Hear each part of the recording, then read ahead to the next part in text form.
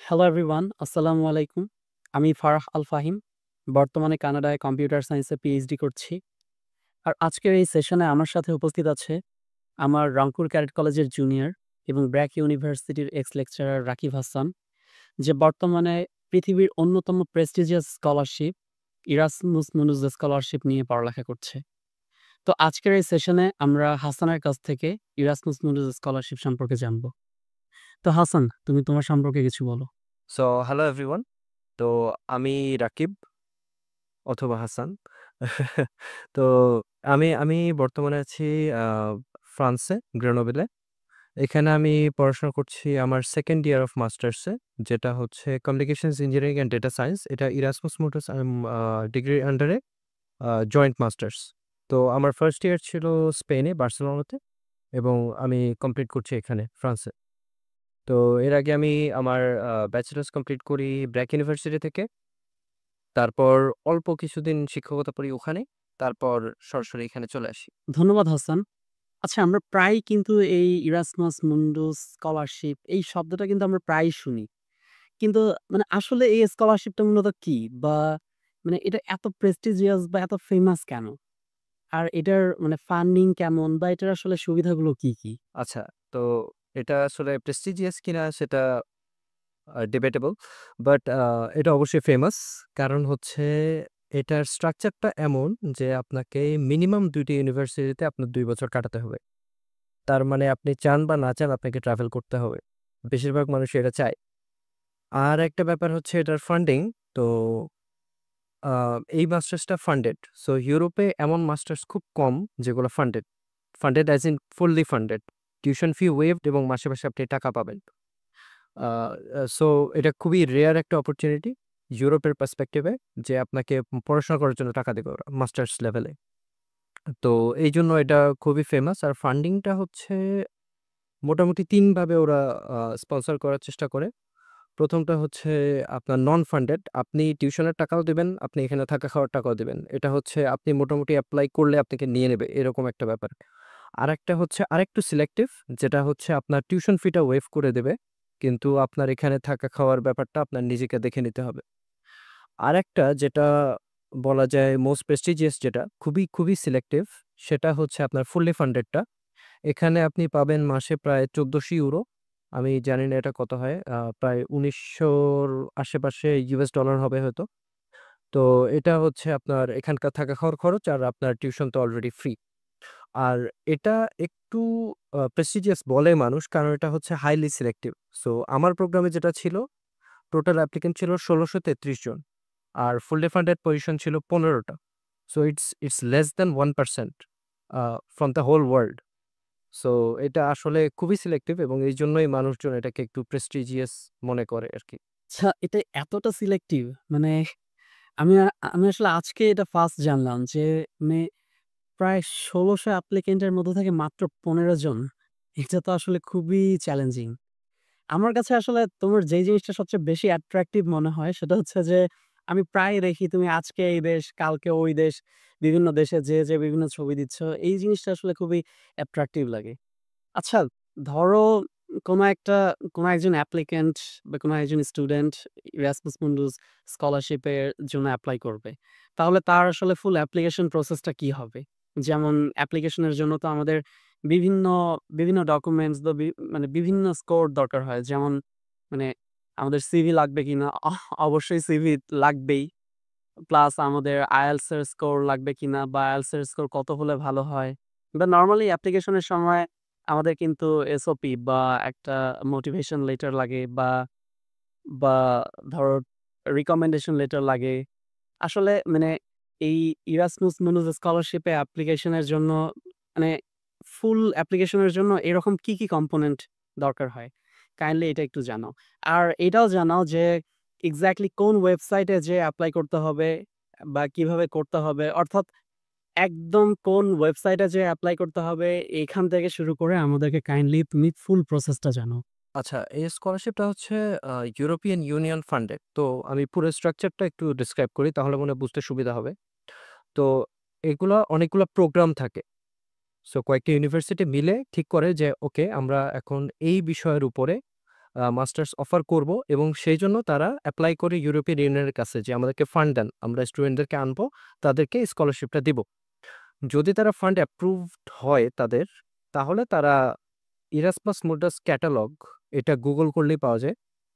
আপনি একটা লিস্ট পাবেন মাস্টার্সের যে কোন কোন মাস্টার্সগুলো এখন অনগোয়িং। সো এইখানে তারা তাদের প্রোগ্রামটা দিয়ে দেয়। তো আপনি এই ক্যাটালগে যাবেন, গিয়ে খুঁজবেন, মানে অনেক প্রোগ্রাম আছে, মনে হয় ১৫০-র আশেপাশে মাস্টার্স প্রোগ্রাম আছে ওইখানে। তো প্রত্যেকটাতে ঢুকবেন, প্রত্যেকটা খুঁজে খুঁজে দেখবেন যে আপনার ডোমেইনের সাথে মেলে কিনা। এখানে আরেকটা ব্যাপার, সেটা হচ্ছে মানুষ ভাবে যে আমি কম্পিউটার সায়েন্সের লোক, আমি কম্পিউটার সায়েন্স কিওয়ার্ড লিখে সার্চ করব, যেগুলো আসবে ওইগুলাই। না, ব্যাপারটা এরকম না। তো এমনও হইতে পারে যে ওখানে হয়তো ফিজিক্স বেসড কোনো কিছু আছে, কিন্তু ওইখানে আবার ফিজিক্স বেসড সিমুলেশনের কাজও লাগবে। তার মানে ওইখানে দেখবেন যে ডিগ্রি রিকোয়ারমেন্টে লেখা আছে কম্পিউটার সায়েন্সের লোক হইলেও আপনি অ্যাপ্লাই করতে পারবেন। তো যেমন আমার প্রোগ্রামটার কথাই বলি, আমার এখানে কমিউনিকেশনস ইঞ্জিনিয়ারিং আর ডেটা সায়েন্স। ওকে। সো মানুষ ভাবে যে কমিউনিকেশনস ইঞ্জিনিয়ারিং মানে হয়তো ট্রিপলি, আর ডেটা সায়েন্স মানে তো সিএসএর লোকজন এরাই থাকবে। কিন্তু আমার প্রোগ্রামে আছে স্ট্যাটিস্টিক্স ব্যাকগ্রাউন্ডের মানুষ, ফিজিক্সে আন্ডারগ্রেড করছে এরকম মানুষ, মেকানিক্যাল আন্ডারগ্রেড করছে এরকম মানুষও আছে। তো এমন না যে আপনার ব্যাচেলার যেরকম ওইখানে অ্যাপ্লাই করলেই হবে। আপনি ওই প্রোগ্রামের ওয়েবসাইটে ঢুকবেন। ঢুকে দেখবেন যে ওরা ডিগ্রি রিকোয়ারমেন্টটা কি, কি চায়। সেটা যদি আপনার সাথে মিলে তাহলে আপনি এপ্লাই করে ফেলতে পারেন। তো এটা হচ্ছে ফার্স্ট স্টেপ। আচ্ছা। তারপর এটাও প্রোগ্রাম টু প্রোগ্রাম ভেরি করবে যে আপনার অ্যাপ্লিকেশন করতে কি, কি লাগে। তো যেগুলা মোটামুটি সব জায়গায় লাগবেই সেটা হচ্ছে আপনার সিভি, এবং এই সিভিটা মোস্ট অফ দ্য কেসেস হইতেই হবে ইউরোপাস ফরম্যাটের। আপনি এটাও গুগল করবেন, ইউরোপাস সিভি। তো আপনার হচ্ছে একটা এটা ইউরোপিয়ান স্ট্যান্ডার্ড সিভি ফরম্যাট আরকি। তো ওয়েবসাইটে যাবেন, আপনি আপনার প্রোফাইল বানাবেন, আপনার সিভি ওইখান থেকে বানাবেন। তো এটা হচ্ছে recommended format of CV. So ২ page CV. কারণ আমার মনে হয় না যারা জাস্ট আন্ডারগ্রেড শেষ করছে তাদের সিভি ২ পেজের বেশি হবে। তো সিভি ২ পেজ। আর মোটিভেশন লেটার এটা তো লাগেই সব জায়গায়। এটা সাধারণত হয় কত ১২০০ ওয়ার্ড, বা ওরা স্পেসিফাই করে দেয় যে A4 পেজের ১ পেজ, অথবা ১২০০ ওয়ার্ড, অথবা ২০০০ ওয়ার্ড, অথবা ৫০০ ওয়ার্ড। সো এইভাবে লিখতে হয়। তো এই দুটো গেল। আর লাগে হচ্ছে ট্রান্সক্রিপ্টস। আ আরেকটা ব্যাপার, আ এটাতে কিন্তু ব্যাচেলর শেষ হওয়ার আগেও এপ্লাই করা যায়। ওখানে লিখা থাকে যে আপনার ডিগ্রি এই সময়ের মধ্যে শেষ হইলে আপনি এপ্লাই করতে পারবেন। যেমন আমার প্রোগ্রামটা শুরু হচ্ছিল সেপ্টেম্বরে। বাট আপনার প্রোগ্রাম যদি আম মানে ব্যাচেলর প্রোগ্রাম যদি জুলাইয়ে শেষ হইতো, তাও আপনি এপ্লাই করতে পারতেন। সো আমি এইভাবে একটাতে এপ্লাই করছিলাম এবং ওইটাতে আমার হইছিল। তো আপনার পুরা রেজাল্টটা যে হাতে লাগবে এমন না। আপনি লাস্ট সেমিস্টারের স্টুডেন্ট, বা আপনার আরো ২ টা সেমিস্টার বাকি আছে, আপনি এপ্লাই করে ফেলেন। যদি ওই প্রোগ্রাম সেটা অ্যালাউ করে। তো আপনার ট্রান্সক্রিপ্টটা লাগবে অবশ্যই। আর সার্টিফিকেটটা যদি আপনি শেষ না করেন তাহলে তো সার্টিফিকেট নাই আপনার কাছে। সো সার্টিফিকেট লাগবে না। সো ট্রান্সক্রিপ্টটা লাগে। আর হচ্ছে আর কি আ অনেক ক্ষেত্রে ওরা চায় একটা রেসিডেন্স সার্টিফিকেট, যে আপনি আসলেই বাংলাদেশের বাসিন্দা কিনা, বাংলাদেশে থাকেন কিনা এরকম। এটা হচ্ছে পৌরসভায় গিয়ে মনে হয় ৳২০ দিলেই ওরা করে দেয়। একটা ফর্ম আছে। ওই ফর্মটা ফিল আপ করে সাইন করে দিয়ে দেবে। এটাই। আর তেমন কিছু লাগবে। আর এলওআর, এলওআর লাগে। মানে লেটার অফ রিকমেন্ডেশন। এটা হচ্ছে ২ টা মিনিমাম লাগেই বেশিরভাগ প্রোগ্রামে। কয়েকটাতে আবার ৩ টাও লাগে। সো চেষ্টা করবেন আপনার থিসিস সুপারভাইজার যে আছে, বা আপনি যে টিচারের কাছে ২-৩ টা করে কোর্স করছেন, তাদের কাছাকাছি গিয়ে রিকোয়েস্ট করে রাখবেন। এটা আগে থেকেই করে রাখবেন। তো যাতে তাদের এটা ফর্মুলেট করে আপনাকে টাইমলি ওনারা দিতে পারে। আর ল্যাঙ্গুয়েজ রিকোয়ারমেন্ট এটাও প্রোগ্রাম টু প্রোগ্রাম ভেরি করবে। সো কোনো প্রোগ্রামে বলে দিবে যে আপনার মিডিয়াম অফ ইনস্ট্রাকশন হলেই হবে। কোনো প্রোগ্রামে বলবে যে না আপনার আইএলটিএস লাগবে, বা ওদের লিস্ট অফ অ্যাকসেপ্টেড ফরম্যাট আছে যে এই জিনিস এগুলোর মধ্যেই লাগবে। তো আমার মনে হয় বেশিরভাগ ক্ষেত্রে আইএলটিএসটা দিয়ে দেওয়াই ভালো। কারণ আপনার আইএলটিএসটা সব জায়গায় অ্যাকসেপ্টেড, এমওআই হয়তো সব জায়গায় নাও অ্যাকসেপ্টেড হতে পারে। সো আপনি যদি দেশের বাইরে যাওয়ার চিন্তা করেই রাখেন, তাহলে আমার মনে হয় আইএলটিএসটা একবারে দিয়ে দেওয়াই ভালো। এই তো আপাতত এগুলাই। আর প্রফেশনাল এক্সপেরিয়েন্স, রিসার্চ, কোনো পেপার-টেপার যদি থাকে, এগুলা থাকলে অবশ্যই সেগুলা প্লাস। তারপর ভলান্টিয়ার এক্সপেরিয়েন্স, আপনি এখানে ভলান্টিয়ার ছিলেন, আপনি কোনো সোশ্যাল ওয়ার্ক করছেন, বা আপনি ক্লাবে ছিলেন, আপনি ক্লাবের এই কাজগুলা করছেন। এগুলা সবসময়ই আপনার আ অ্যাপ্লিকেশনে ভ্যালু এড করবে। সো এগুলো এড করতে পারেন। ধন্যবাদ হাসান।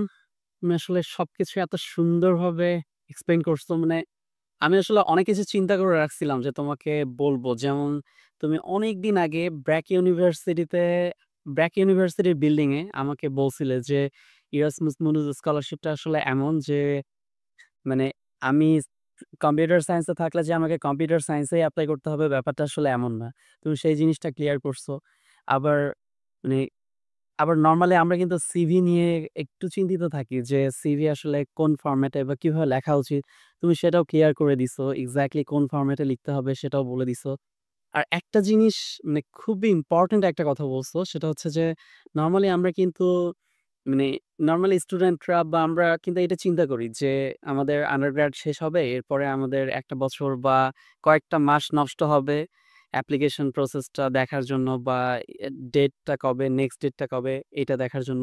কিন্তু তুমি এটাও মানে ক্লিয়ারলি মেনশন করছো যে তার মানে আমাদেরকে যেটা করতে হবে যে আমরা এক্সাক্টলি কোন প্রোগ্রামে মানে এপ্লাই করতে চাই, সেই প্রোগ্রামের আমাদের ডেটটা দেখতে হবে যে আমাদের ওই ডেটের আগে কি আমাদের গ্র্যাজুয়েশন কমপ্লিট হবে কিনা? যদি কমপ্লিট হয় তাহলে আমরা সেটা আন্ডারগ্রেডে থাকা অবস্থায় আমরা ওটাতে এপ্লাই করতে পারবো। খুব ভালো একটা কথা বলছো। এইটা করলে কিন্তু আমাদের আসলে ওই গ্র্যাজুয়েশনের পরে যে একটা সময় নষ্ট হয়, সেই সময়টা আসলে নষ্ট হবে না। আচ্ছা, আর একটা ব্যাপারে নরমালি এস মানে আমরা একটু চিন্তিত থাকি সেটা হচ্ছে যে স্টেটমেন্ট অফ পারপাস মানে এসওপি বা মানে যে মোটিভেশন লেটারটা এইটা আসলে মানে কিভাবে লেখা উচিত? এটার ব্যাপারে তোমার কোনো সাজেশন আছে কিনা? আসলে মানে এসওপি বা এই যে মোটিভেশন লেটার এটার তো আসলে তেমন কোনো এক্সাক্ট ফরম্যাট থাকে না। কিন্তু তবুও তোমার কি কোনো সাজেশন আছে কিনা যে কোন জিনিসগুলো আসলে আমাদের লেখা উচিত না? বা কোন জিনিসগুলো লিখলে বা কি করলে আসলে আমাদের এই স্টেটমেন্ট অফ পারপাস এর ভ্যালুটা নষ্ট হতে পারে? আচ্ছা, তো এই যে লেটার অফ মোটিভেশন যেটা বা এসওপি, এটা হচ্ছে অ্যাপ্লিকেশনের আমার মনে হয় uh most if one of the most if not the most important thing. মানে এটা হচ্ছে make or break your application. So আপনি চেষ্টা করবেন অবশ্যই মানে চেষ্টা করবেন কি এটা করতেই হবে। এআই ছাড়া পুরোটা লেখার। কারণ বিশ্বাস করেন মানে কয়েকটা লাইন পড়লেই বোঝা যায় যে এটা এআই দিয়ে লেখা কিনা। আর আমি জানি না কেন মানে বেশিরভাগ যারা জাজ থাকেন এইসব জায়গায় তারা এআই দিয়ে লেখা মোটিভেশন লেটার একসেপ্ট করে না। মানে ওইটা দেখলেই straight away to the bend. মানে কোনো চান্স নাই এটার। সো চেষ্টা করবেন নিজেরা লিখার পুরাটাই। আপনি ভুল করেন সমস্যা নাই। আপনার ল্যাঙ্গুয়েজে সমস্যা থাকতে পারে। ইংলিশ আপনার ফার্স্ট ল্যাঙ্গুয়েজ না। তো এগুলা তারা একসেপ্ট করবেন। আর বেশিরভাগ ক্ষেত্রে আপনি যেখানে অ্যাপ্লিকেশন করতেছেন, ইংলিশ ওদেরও ফার্স্ট ল্যাঙ্গুয়েজ না। ঠিক আছে? ইউরোপ তো ওদের ল্যাঙ্গুয়েজ মানে একদম নেটিভ। মানে স্প্যানিশ, ফ্রেঞ্চ, ইটালিয়ান এগুলোই। ওরা ইংলিশ খুব একটা শিখে না। সো আপনি আপনার মতো লিখেন, আপনার ল্যাঙ্গুয়েজে লিখেন। খুব হাই-ফাই হইতে হবে, একদম ফরমাল এরকম না। আপনি জাস্ট অথেন্টিক জিনিসটাই লিখেন। আর ফরম্যাট তো বেসিক্যালি তাই এক প্যারাগ্রাফে লিখবেন আপনি কই থেকে আসছেন, কি করতেছেন, আগে কই থেকে পাস করছেন। তারপর একটা প্যারাগ্রাফে লিখবেন আপনি একাডেমিক্যালি কি করছেন, করতেছেন আগে। আপনি রিসার্চ নিয়ে লিখবেন। তারপর আরেকটাতে লিখবেন যে আপনি খুবই আউটগোয়িং বা আপনি যদি ট্রাভেল পছন্দ করেন কিনা, আপনি এখানে আসতে চাচ্ছেন। প্রোগ্রামটা নিয়ে লিখবেন যে প্রোগ্রামের এই জিনিসগুলো আপনাকে খুব অ্যাট্রাক্ট করে। সো আপনি ওইগুলাতে যাইতে চান। আর প্রত্যেকটা প্যারাগ্রাফে আপনি যে একাডেমিক সেকশন লিখছেন, ওইটার সাথে এই প্রোগ্রামটাকে কানেক্ট করবেন। আপনি যে রিসার্চ সেকশনটা লিখছেন, ওইটার সাথে প্রোগ্রামটাকে কানেক্ট করবেন। মানে চেষ্টা করবেন বুঝানোর যে আপনি আপনার পুরা জীবন ধরে যা করছেন, সবকিছুই এই প্রোগ্রামের সাথে খুব ভালোভাবে মিলে। মানে you have to make it sound that way যাতে উনারা কনভিন্স হয় আরকি। আসলে এই প্রবলেমটা এখন খুবই কমন যে না আমাদের আসলে কোনো কিছুই এখন আর লিখতে ইচ্ছা করে না। মনে হয় সবকিছুই এআই দিয়ে করে ফেলি। কিন্তু আসলে মানে এমন ইম্পোর্টেন্ট এসওপির মতো এত ইম্পোর্টেন্ট জায়গাগুলোতে আসলে আমাদের এআই থেকে একটু দূরেই থাকা উচিত। তুমি যে কথাটা বলতেছিলে যে মানে এসওপি যদি মোস্ট ইম্পোর্টেন্ট পার্ট না হয় অ্যাপ্লিকেশনের, তবুও এসওপি কিন্তু one of the most important একটা পার্ট এই অ্যাপ্লিকেশনটার। আর এত বড় একটা ইম্পোর্টেন্ট পার্টটাই যদি আমরা এআই দিয়ে করে ফেলি, তাহলে আসলে আমাদের নিজেদের ক্রেডিটটাই বা কোথায় থাকলো, তাই না? তাই আমাদের আসলেই মানে এইসব জায়গায় এআই ইউজ করা এটা আসলে একটা অনেক বড় ভুল। আর হাসান, তুমি আরেকটা কথা আমাদেরকে জানাও। মানে তুমি অলরেডি এই কথাটা বলছো যে আমাদের যদি এক্সট্রা কারিকুলার এক্টিভিটিস থাকে বা রিসার্চ পেপার বা প্রজেক্ট থাকে তাহলে হয়তো আমাদের অ্যাপ্লিকেশনটাতে এটা একটু সাহায্য করে। আসলে নরমালি এই স্কলারশিপ গুলো এমন যে এখানে এক্সাক্টলি কোন ফ্যাক্টরটা আমাদের এই মানে স্কলারশিপটা পাওয়ার চান্স বাড়ায় দেয়, মানে এটা আসলে বলা টাফ। কিন্তু যেহেতু তুমি নিজেই এই স্কলারশিপটা নিয়েই আছো, তাই তুমি আমাদেরকে কাইন্ডলি জানাও যে এই ইরাসমাস মundus স্কলারশিপ পাওয়ার জন্য আসলে কোন মানে মানে একটা আইডিয়াল প্রোফাইল আসলে কেমন হওয়া উচিত? যে আমাদের কি আসলে মানে খুব হাই সিজিপিএ দরকার? বা রিসার্চ পেপার কি থাকতেই হবে? বা প্রজেক্ট বা ধরো ইন্টার্নশিপ বা এক্সট্রা কারিকুলার এক্টিভিটিস বা ধরো ভলান্টিয়ারিং এইসব কি আমাদের থাকতেই হবে? বা মানে এই স্কলারশিপটা পাওয়ার জন্য আসলে একটা আইডিয়াল প্রোফাইল কেমন হওয়া উচিত? আর আমার আরেকটা কোয়েশ্চেন আছে যে বাংলাদেশী স্টুডেন্টদের জন্য এই স্কলারশিপটা পাওয়ার সম্ভাবনা আসলে কেমন? আচ্ছা, শেষটা দিয়ে শুরু করি। বাংলাদেশী স্টুডেন্টরা সবসময়ই ওয়ার্ল্ডের লিডিং পজিশনে থাকে। টপ 3 এর মধ্যেই থাকে। প্রতি বছর ইরাসমুস মুন্ডাস রিসিপিয়েন্ট লিস্টের মধ্যে। তো পাকিস্তানি, ইন্ডিয়ান আর বাংলাদেশী এই ৩ টা দেশের আ স্টুডেন্টরাই সবসময় টপে থাকে আরকি। সো বাংলাদেশী স্টুডেন্টদের জন্য এটা খুবই আ ভ্যালুয়েবল একটা চান্স আমার মনে হয়। যে তাদের অ্যাকসেপ্টেন্স রেটটা খুব বেশি অন্যান্য দেশের চাইতে। অবশ্য কম্পিটিশনও বেশি। But competition is everywhere. So আর আইডিয়াল প্রোফাইলের ব্যাপারে আ এই প্রোগ্রামগুলোতে আসলে আইডিয়াল প্রোফাইল বলতে কিছু নাই।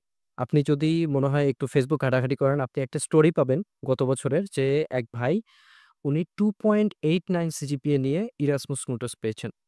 So there is no bar actually. আর ওখানে কোনো প্রোগ্রামেই সিজিপিএ এর কোনো বার দেয়া থাকে না। যে আপনার মিনিমাম 3.5 হইতে হবে এপ্লাই করার জন্য, এরকম কোনো বার থাকে না। আপনার 2 পয়েন্ট সামথিং হইলেও আপনি এপ্লাই করতে পারবেন। কিন্তু এখানে একটা বড় কিন্তু হচ্ছে আপনাকে ব্যালেন্স করতে হবে ব্যাপারটা। মানে আপনার সিজিপিএ হয়তো অনেক হাই, সো আপনি ধরেন আপনার রিসার্চের দিকটা একটু স্কিপ করে যাইতে পারেন। যে আমি পড়াশোনা খুব ভালো মতো করছি, আমি খুব ডিসিপ্লিন ছিলাম। আমি একাডেমিক ওয়ার্কগুলো খুব ভালোভাবে করছি। আমার এইজন্য হয়তো থিসিসের বাইরে আর রিসার্চ ওয়ার্ক তেমন একটা নাই। আচ্ছা, এটা একটা প্রোফাইল হইতে পারে। আরেকটা প্রোফাইল হইতে পারে আপনার সিজিপিএ একটু লো। ধরেন 3.23, 3.4 এরকম আরকি। তো সেখানে আপনি দেখাইতে পারেন যে আমার সিজিপিএ লো হইলেও আমি আমার ফিল্ডে অনেক ভালো প্রজেক্ট করছি। আমার একটা ভালো ইন্টার্নশিপ আছে। আমার কয়েকটা ভালো পেপার আছে। আমার রিসার্চ এই ডোমেইনে অনেক ফোকাস ছিল। মানে এই প্রোগ্রামের ডোমেইনে। সো এইভাবে আপনি আপনার প্রোফাইলটাকে ব্যালেন্স করতে পারেন আরকি। আর আইডিয়াল প্রোফাইল তো অবশ্যই আপনার সিজিপিএ হাই থাকতে হবে। তারপরে হচ্ছে প্রজেক্ট ২-১ টা তো থাকেই। আপনি যদি পাস করেন ঠিকঠাকভাবে কোনো ইউনিভার্সিটি থেকে, আপনার তো প্রজেক্ট থাকবেই। তারপর থিসিস এইটা তো একটা পেপার আছেই।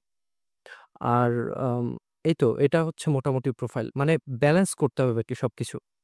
মানে সবকিছুই লো হইলে আসলে চান্সটা খুব লো। আবার একটা জিনিস হাই, আরেকটা জিনিস লো হইলেও ওটা ব্যালেন্স আউট হয়ে যায়।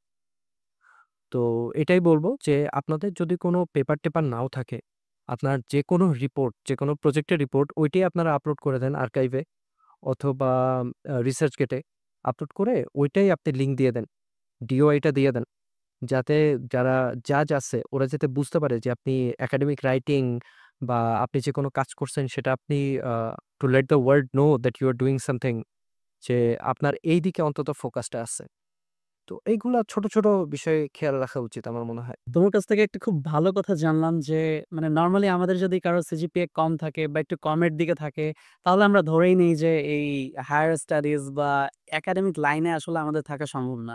আমি নরমালি যাদের সাথেই কথা বলি মানে তাদের সিজিপিএ যাদের সিজিপিএ আসলে কম থাকে তারা কিন্তু নরমালি এমনটাই চিন্তা করে। কিন্তু তুমি যে কথাটা বললে যে ভাইয়ের কথা বললে যে আসলেই মানে আমাদের যদি তার মানে আমাদের যদি সিজিপিএ একটু কমও থাকে আমরা কিন্তু তবুও অন্যান্য সাইডে আমাদের প্রোফাইলটা আপগ্রেড করলে আমাদের কিন্তু একটা সুযোগ থেকেই যায়। আচ্ছা, এখান থেকেই আমার একটা কোয়েশ্চেন আসে যে ধরো আমি এখন 4th ইয়ারে পড়ি। আর আমার সিজিপিএ অনেক কম। আর যেহেতু 4th ইয়ারে পড়ি তার মানে আমি অলরেডি রিসার্চ শুরু করছি।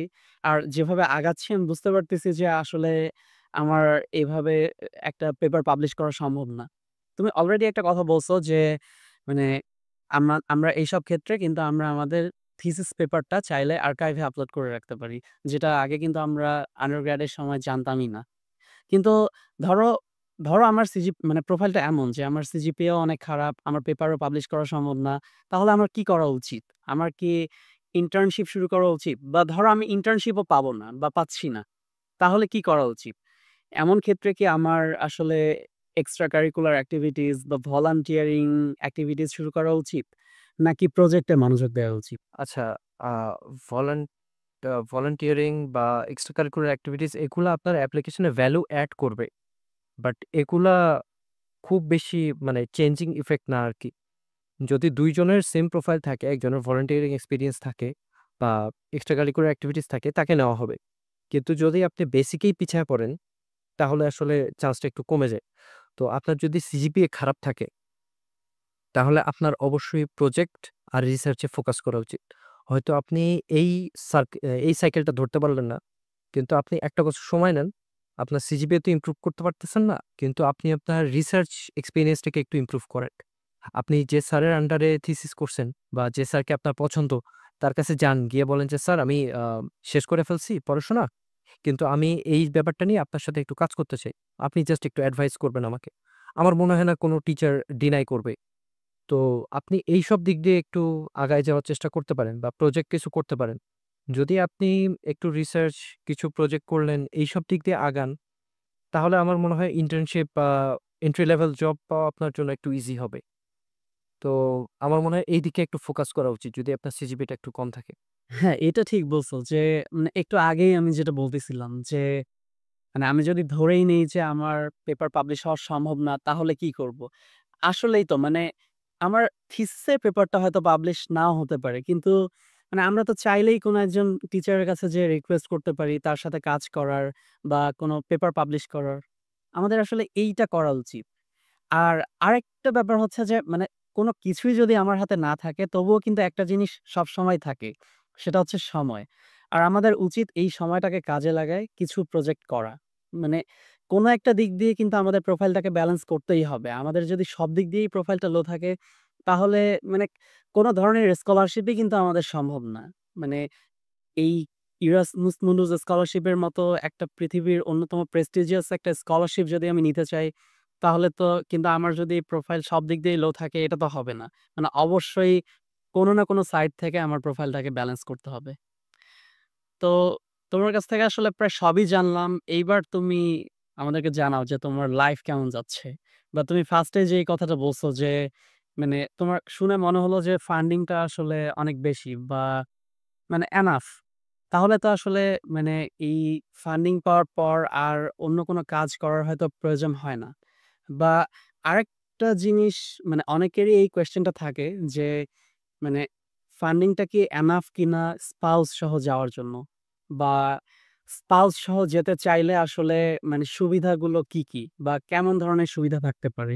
আচ্ছা, এটা হচ্ছে হাইলি ডিপেন্ডেন্ট অন যে আপনি কোন কান্ট্রিতে যাচ্ছেন। যেমন বাংলাদেশ থেকে স্পাউস সহ মাস্টার্সে আসতে বেশিরভাগ কান্ট্রি দেয় না। তবে আপনি যদি ইরাসমাস স্কলার হন, এই ক্ষেত্রে কিছু, কিছু সুবিধা পাইতে পারেন। যেমন রেগুলার মাস্টার্সে আপনি ফ্রান্সে নিয়ে আসতে পারবেন না আপনার স্পাউসকে। কিন্তু আপনি যদি ইরাসমাস স্কলার হন, তাহলে আপনার ওয়াইফ সাথে আসতে পারবে। তারপর ফ্রান্সের ক্ষেত্রেও ব্যাপারটা সেম। আর ফিনল্যান্ডে মনে হয় আ রেগুলার মাস্টার্সের স্পাউস নিয়ে যাওয়া যায়। আচ্ছা, এটা হচ্ছে পারমিশনের ব্যাপারটা, ইমিগ্রেশনের ব্যাপারটা। আর ফান্ডিং এর ব্যাপারটা যদি বলি, আ এটাও কান্ট্রি ওয়াইজ ডিপেন্ড করে। যেমন নর্ডিক কান্ট্রি যেগুলা, আ যেমন ধরি ফিনল্যান্ড, নরওয়ে, এগুলাতে যদি আপনার ইউনিভার্সিটি হয়, তাহলে আপনি ওখানে থাকবেন। ওইখানকার খরচটা একটু বেশি। যে ১৪০০ পাবেন হয়তো আপনার ১১০০, ১,০০০ তো মিনিমাম যাবেই। মানে থাকা খাওয়াতেই। সো সেখানে আমার মনে হয় না এই ফান্ডিং দিয়ে আপনি স্পাউস সহ থাকতে পারবেন। বাট নরমাল ওয়েস্টার্ন বা সাউদার্ন ইউরোপের যে কান্ট্রিগুলো যেমন পর্তুগাল, আ স্পেন, ফ্রান্স, ইটালি, এগুলোতে ব্যাপারটা খুবই ইজি। কারণ এখানে আম জীবনযাত্রার কস্টটা খুবই কম। তো এখানে কমফোর্টেবলি চলা যায়। আর যদি আপনার সাথে স্পাউস নাও থাকে, আপনি অনেক আ বড় অ্যামাউন্ট সেভ করতে পারবেন। যদি আপনি ট্রাভেল না করেন আরকি। কারণ এখানে থাকলে আপনার ইচ্ছা হবে যে এই উইকেন্ডে ওই দেশে যাই, ওই উইকেন্ডে ওই দেশে যাই। কারণ এখানকার দেখবেন এয়ার টিকিট হচ্ছে 20-30 ইউরো করে এক দেশ থেকে আরেক দেশে। সো আপনার ইচ্ছা হবে যে এই দেশে যাই, ওই দেশে যেয়ে ঘুরে টুরে বেড়াই। সো টাকা-পয়সা নিয়ে আসলে টেনশন করতে হবে না, যদি আপনি ফুললি ফান্ডেড হন। আচ্ছা, তার মানে যারা স্পাউস নিয়ে আসতে চায় তাহলে তাদের এই জিনিসগুলো মাথায় রাখা উচিত। যেমন আমি ভুলে গেলাম যে কোন কান্ট্রি, যেমন পর্তুগাল বা এই ধরনের কান্ট্রি গুলোর দিকে টার্গেট করা উচিত, তাই না? আচ্ছা, টার্গেট করার ব্যাপারটা আসলে সেকেন্ডারি। ফার্স্ট ব্যাপারটা হচ্ছে আপনার যে প্রোগ্রামটা, সেই প্রোগ্রামটা কোন দেশে। সো যদি এখন আপনি এমন একটা ব্যাকগ্রাউন্ডের হন, যে ব্যাকগ্রাউন্ডের বেশিরভাগ ইউনিভার্সিটি হচ্ছে নর্ডিক কান্ট্রিগুলা বা পোল্যান্ড বা ওইদিকে আরকি, তাহলে আসলে ব্যাপারটা টাফ। কিন্তু আপনি যদি সিএস ব্যাকগ্রাউন্ডের হন, যেটার অনেকগুলো প্রোগ্রাম আছে এবং যেটা সবগুলা দেশেই মোটামুটি আছে, তাহলে আপনি চুজ করতে পারেন আরকি যে আমি এই দেশগুলাতে যাইতে চাই। আসলে এখন সবাই দেখি সিএসই তে যারা পড়ে তারা অনেক হতাশ যে এআই আমাদের সব জব নিয়ে নিচ্ছে। কিন্তু কম্পিউটার সায়েন্সে পড়ার এই একটা সুবিধাও আছে তাহলে। আচ্ছা হাসান, তুমি মানে তোমার এখানে প্রেশারটা কেমন? বা তোমার মানে ওয়ার্ক লাইফ ব্যালেন্সটা কেমন? এটা একটু জানাও। আর তোমার মানে নেক্সট প্ল্যান কি? বা আসলে এই স্কলারশিপটা যেহেতু খুবই প্রেস্টিজিয়াস একটা স্কলারশিপ, তার মানে এখানকার অ্যালামনাই নেটওয়ার্কটা অনেক বড় বা অনেক স্ট্রং। সেক্ষেত্রে কি জবে বা ফিউচারে কোনো হেল্প পাওয়া যায় কিনা? আচ্ছা, এখানকার ওয়ার্ক লাইফ ব্যালেন্স হচ্ছে খুবই ভালো। মানে আপনারা যদি সামান্য খোঁজ খবরও নেন, তাহলেই শুনবেন যে ইউরোপে ওয়ার্ক লাইফ ব্যালেন্স হচ্ছে বেস্ট আরকি পৃথিবীর। কারণ এখানকার লাইফ অনেক স্লো। মানুষজন হচ্ছে দুপুরে খেয়ে-দেয়ে ঘুমায়, রেস্ট নেয়। মানে আমাদের দেশের মতোই আরকি অনেকটা। অলস মানুষজন। কিন্তু যেটুকু কাজ করে মানে খুব সিনসিয়ারলি করে আরকি। সো দেশ অনেক আগায় যায়। তো এখানে ওয়ার্ক লাইফ ব্যালেন্স খুবই ভালো। ছুটি অনেক বেশি। আর লাইফ অনেক স্লো, যেটা বললাম অলরেডি। আর আমার পার্সোনাল ফিউচার প্ল্যান বলতে আসলে খুব একটা তেমন কিছু এখনো ঠিক করি নাই। দেখি, একটা ইন্টার্নশিপ হয়তো করব, একটা রিসার্চ ইন্টার্নশিপ। তারপর হয়তো পিএইচডি তেও যেতে পারি, অথবা কোনো জায়গায় যদি রিসার্চ পজিশনে জব পাই বা ভালো কোনো জব-টব হয় এখানে, তাহলে হয়তো সেদিকেও যেতে পারি। মানে কংক্রিট কিছু এখনো ঠিক করিনি। আর অ্যালামনাই নেটওয়ার্ক বলতে প্রত্যেকটা প্রোগ্রামের আসলে বছর নতুন স্টুডেন্ট আসে তো। সো অ্যালামনাই নেটওয়ার্কটা ওখান থেকেই তৈরি হয়।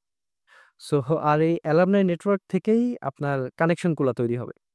যেমন ধরেন, আ আমি যদি একটা প্রোগ্রামে আসি, আমার আগের বছরের আমার সিনিয়র যদি কেউ অ কোনো একটা ইউনিভার্সিটিতে যায় পিএইচডি করতে, তাহলে ওইখানে আমার একটা নেটওয়ার্ক তৈরি হয়ে গেল।